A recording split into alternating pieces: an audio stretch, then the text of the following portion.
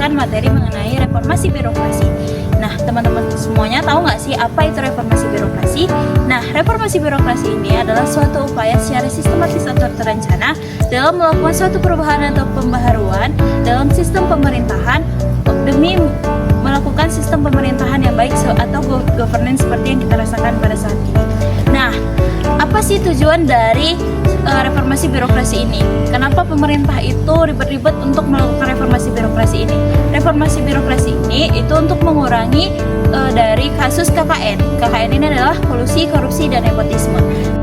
Dalam reformasi birokrasi ada beberapa fokus utama yang dilakukan perubahan. Yang pertama itu ada manajemen, yang kedua ada peraturan perundang-undangan, yang ketiga ada penataan organisasi, yang keempat itu ada penguatan tata laksana, yang kelima ada penguatan sistem manajemen sumber daya manusia, yang keenam ada penguatan akuntabilitas, yang ketujuh ada penguatan sistem pengawasan, dan yang kedelapan ada peningkatan kualitas pelayanan publik. Nah, dari reformasi birokrasi ini ada beberapa dampak positif yang terjadi. Yang pertama itu adalah meningkatkan efisiensi dan efektivitas dalam pelayanan publik. Yang kedua itu ada terciptanya transparansi dan akuntabilitas dalam pemerintahan. Yang ketiga itu ada meningkatkan daya saing ekonomi nasional. Yang keempat itu ada pengurangan korupsi, kolusi, dan nepotisme seperti harapan yang kita harapkan. Yang kelima itu ada peningkatan kualitas sumber daya manusia yang di dalam birokrasi. Tingkatnya, reformasi birokrasi ini merupakan suatu proses perubahan mendasar dan terencana dalam sistem pemerintahan untuk menciptakan birokrasi yang profesional, bersih, efektif, dan efisien dalam melayani publik secara berkualitas. Nah, proses ini sangat penting untuk mendukung good governance dan mempercepat pembangunan nasional. Nah, teman-teman sekalian udah tahu kan apa itu reformasi birokrasi? Berikut adalah video mengenai tanggapan dari contoh kasus reformasi birokrasi yang ada di Indonesia. Halo teman-teman, perkenalkan saya Widya Fatima, saya Lasmi Dawati. Kami dari tim Pro akan membahas isu yang sedang booming sekarang ini, yaitu penghapusan kelas BPJS. Sebelum itu saya akan menjelaskan apa itu BPJS. Jadi BPJS adalah singkatan dari Badan Penyelenggara Jaminan Sosial. Ini adalah lembaga negara yang dibentuk berdasarkan Undang-Undang Nomor 24 Tahun 2019 untuk menyelenggarakan sistem jaminan sosial nasional di Indonesia. Tujuan tim Pro menegaskan bahwa kesehatan adalah hak fundamental bagi setiap warga negara. Namun, sistem kelas BPJS Kesehatan yang berlaku saat ini justru menciptakan ketidaksetaraan yang nyata di fasilitas kesehatan. Oleh karena itu, kami dengan tegas mendukung penghapusan sistem kelas dan implementasi kelas rawat inap standar atau KRIS sebagai langkah progresif menuju pelayanan kesehatan yang lebih adil dan berkualitas bagi seluruh rakyat Indonesia. Sistem kelas sebelumnya menciptakan diskriminasi yang jelas. Pasien dengan iuran lebih tinggi mendapatkan fasilitas kamar yang lebih baik, sementara pasien dengan iuran rendah, terutama kelas 3, seringkali ditempatkan di ruangan yang padat, kurang nyaman, dan peserta BPJS Kesehatan tanpa memandang besar iuran akan mendapatkan fasilitas rawat inap yang memenuhi standar minimal yang sama. Ini adalah manifestasi nyata dari sila keadilan sosial bagi seluruh rakyat Indonesia dan semangat gotong royong dalam jaminan kesehatan nasional. KRIS bukan hanya tentang kesetaraan, tetapi juga tentang peningkatan kualitas dengan adanya 12 kriteria standar yang harus dipenuhi oleh setiap rumah sakit, seperti batas maksimal 4 tempat tidur per kamar, adanya tirai, partisi, suhu ruangan yang stabil, dan fasilitas kamar mandi dalam. Rumah sakit didorong untuk berinvestasi dan memperbaiki infrastruktur rawat inap mereka. Nah, di sini tim Pro juga mendukung bahwa sistem penghapusan kelas BPJS ini ada poin penting yang harus dilihat. Yang pertama itu kesetaraan akses layanan kesehatan, yang dimana penghapusan sistem kesehatan BPJS ini tanpa memandang status ekonomi dan mendapatkan yang sama terhadap layanan kesehatan.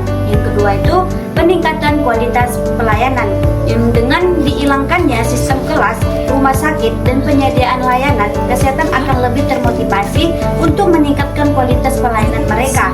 Nah, semua pasien akan diperlakukan dengan standar yang sama yang dapat mendorong peningkatan fasilitas dan perawatan. Yang ketiga itu kesederhanaan dan efisiensi administrasi, yang dimana sistem kelas yang ada saat ini dapat menambah kompleks dalam administrasi BPJS. Dengan menghapuskan kelas, proses administrasi dapat terhenti, mengurangi biaya operasional, dan meningkatkan efisiensi dan dalam pengelolaan program. Yang keempat itu mendorong solidaritas sosial, yang dimana penghapusan sistem kelas BPJS dapat memperkuat prinsip solidaritas dalam sistem jaminan kesehatan. Nah, semua peserta akan merasa lebih terhubung dan bertanggung jawab satu sama lain. Yang terakhir itu peningkatan kepuasan peserta, yang dimana layanan lebih merata dan berkualitas, dan peserta BPJS diharapkan akan merasa lebih puas dan layanan kesehatan yang mereka terima. Nah, di sini juga pengurangan beban ekonomi, yang dengan menghilangkan perdebatan BPJS, beban ekonomi yang ditanggung oleh peserta kelas BPJS dapat berkurang. Mereka tidak khawatir tentang biaya tambahan untuk mendapatkan layanan yang lebih baik, yang seringkali menjadi kendala dalam akses kesehatan. Halo teman-teman, kami dari tim Kontra. Perkenalkan, nama saya Suri Wulandari dan rekan saya Tulis Afrika. Kami di sini tim Kontra akan membahas penghapusan kelas BPJS. Yang pertama, kami tim Kontra menyatakan adapun risiko dari penghapusan BPJS. Yang pertama, risiko antrian panjang.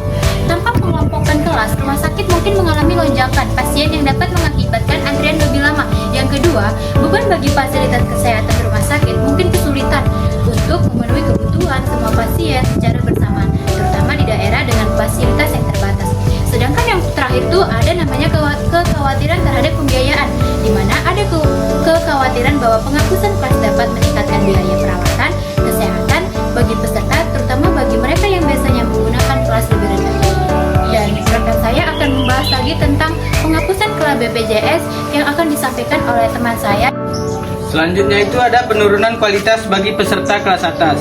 Peserta yang terbiasa dengan layanan kelas 1 merasa kehilangan opsi layanan lebih baik, padahal selama ini mereka membayar lebih mahal. Selanjutnya itu ada beban tambahan bagi rumah sakit. Rumah sakit swasta bisa merasa keberatan karena harus mengeluarkan biaya besar untuk menyesuaikan infrastruktur. Kritik-kritik ini menunjukkan bahwa meskipun tujuan penghapusan kelas adalah pemerataan, implementasinya memerlukan persiapan matang, komunikasi terbuka, dan subsidi silang yang adil, agar tidak merugikan peserta maupun penyedia layanan. Nah, teman-teman sekalian udah tahu kan mengenai reformasi birokrasi di Indonesia. Tadi ada beberapa tanggapan dari tim pro dan tim kontra mengenai penghapusan kelas BPJS. Itu aja yang dapat kami sampaikan. Sekian dulu video kami. See you next video. Bye-bye.